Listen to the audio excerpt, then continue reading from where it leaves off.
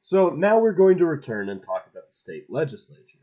So California's institutions, its legislature, and how that legislature is kind of split up, looks a lot like the U.S. Congress. There's an upper and lower house. The lower house is the Assembly, and the upper house is the California Senate. There are 80 members in the lower house, 40 members in the Senate, and this is where things are actually pretty interesting. In California, there are term limits for legislatures. In Californian politics, you can only serve in, in either of these bodies together for 12 years. Now, the state legislatures have very, very, very large districts. There is a cap on one assembly person for every 465,000 people and 930,000 people per Senate district. Districts are redrawn every 10 years with the U.S. Census, and in 2008, there's an initiative that forces these districts to be drawn by a citizens commission, not by the legislature itself. So, this is a measure designed to prevent gerrymandering. Legislators make over $100,000 per year. That's quite a lot. And just to compare it, in Texas, you don't make a lot of money being a state legislature. You get a lot of money in donations and stuff, but you don't make a lot of money. You don't make any sort of money like this. Now, there's a lot of turnover due to term limits. People tend to leave politics or leave the legislature and go look for more stable positions, sometimes in other branches of government. Now, there is a diverse set of people in the Senate. 40% of, or I'm sorry, in the state legislature, 40% of its members identify as a minority group. And of course, its functions are very similar to those in the United States. Now, just to take a look here, this legislative map looks an awful lot like the legislative, or a lot like the Californian population's heat map, right? And so this is just kind of a breakdown of state legislative districts, but also take a look at this. So this is a zoom in of the greater San Francisco area. And you see that there are a lot of districts here. That is because this is some of the most densely populated areas in California. So where you have more people, you're going to have more districts. And of course, this is the entire state. So you'll notice Riverside's a little weird. We have a Democratic congressman, but I believe we are right about here. We are separated from the rest of Riverside County, which is pretty heavily Republican. A lot of these districts, and you see there's this concentration of Republicans around the greater San Diego area, and a lot of Republican concentration in more rural parts of the state. Where the more populous areas are, there's a greater number of voters, and those voters tend to vote more Democratic. Now, there is something in California called the plural executive. And what is the plural executive? The plural executive is this phenomenon where Californians vote for more than one member of the executive branch. So, for instance, in the United States, the president gets to pick their cabinet, right? You have these cabinet positions like Secretary of State, Attorney General. They're very important, and the president nominates them. That is not how it works in California. In California, we vote for the Attorney General, we vote for the Secretary of State, and we vote for other individuals in the executive branch. And what this leads to is some competition. Competition between members of the executive branch who try to influence each other and who traditionally have used their experience in the executive branch to move on to other positions. This is the case, for instance, of Kamala Harris, who was Attorney General of California and then ran for Senate. And it is also probably going to be the case of Alex Padilla, who was our Secretary of State until Gavin Newsom put him in Kamala Harris's vacant seat. So, the California has the most power, but none of these other members answer to him. He's not directly in charge of them. So they can clash with the governor. They can argue with the governor. They can disagree with the governor. Now, the governor does have very similar roles to the president. There's the head of state, there's the chief executive, they have the ability to veto, they have this line item veto, they can modify dollar amounts in budget bills, they're the commander in chief of the National Guard and can coordinate emergency response by this agency. The lieutenant governor is in charge of the state senate and takes over if the governor is incapacitated.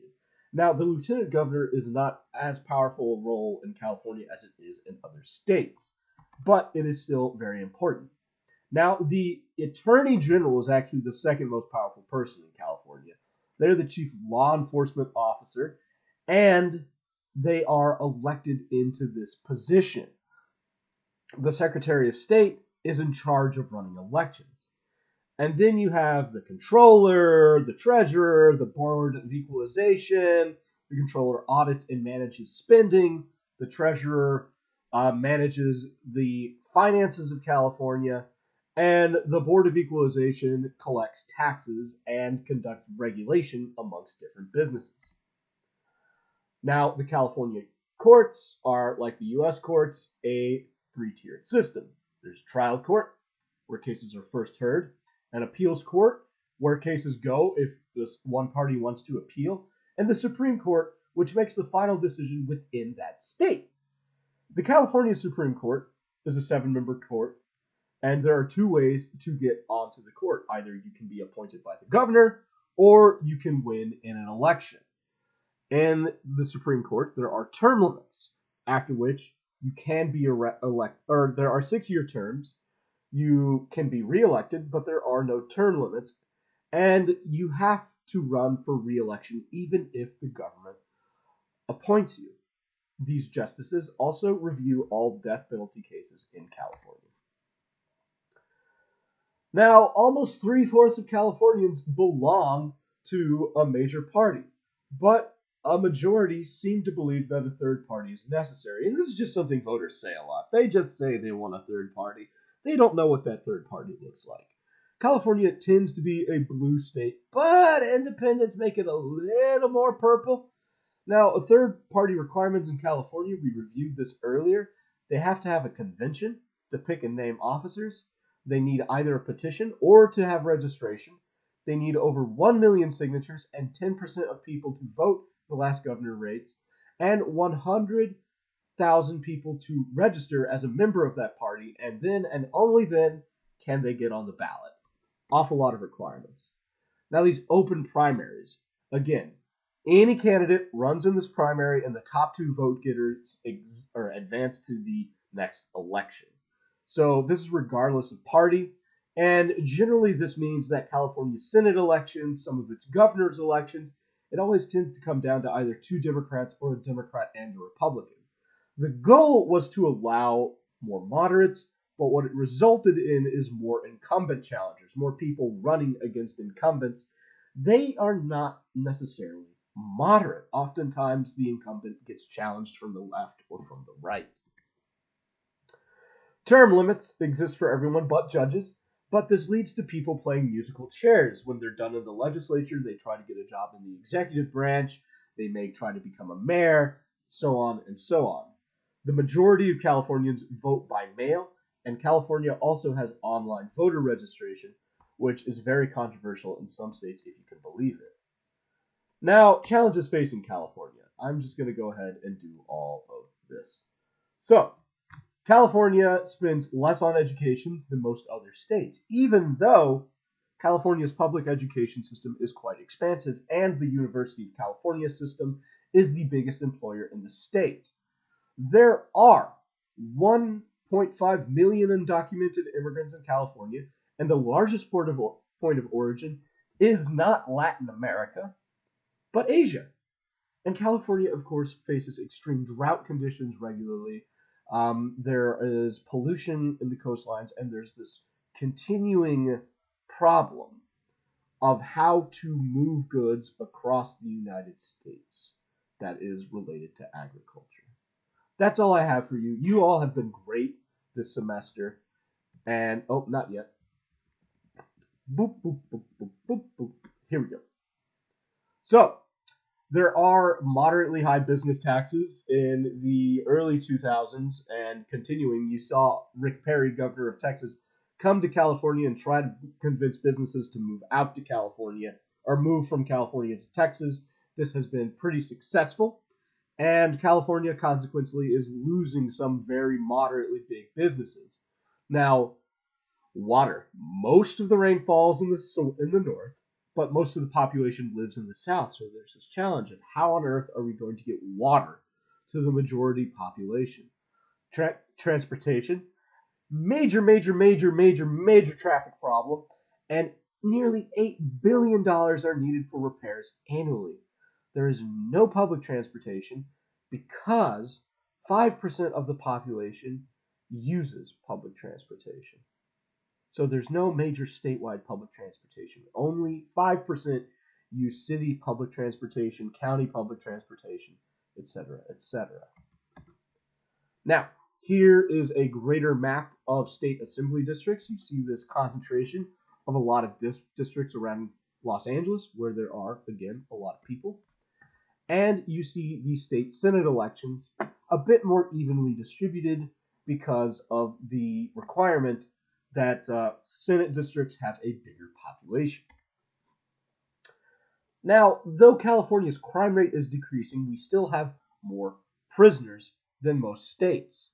Now, why is that? Why do we have more prisoners if there are, in fact, less crimes? There's something called the three strikes law in California. There's a life sentence for 3 felony convictions. There's also underfunding for prisons. So there's popular demand to get rid of prisons to get California out of debt. And 62% of Californians support cuts to prison budgets. Prisons are very costly. They cost us $11.2 billion per year and $60,000 per inmate. Now, there has been a federal order to cap overcrowding of prisons at 137% capacity, and California has moved slowly to reassign or reassess mandates. Federal judges threatening to release low level prisoners by 2013. And of course, there's a drive to reform the 3 strikes rule, and now the third offense must be violent in order for someone to get a life sentence. That is all I have for you. You all have been great this quarter, and semester. Just stay rooting, stay tooting, and by God, stay shooting. But most of all, just continue to be kind to each other.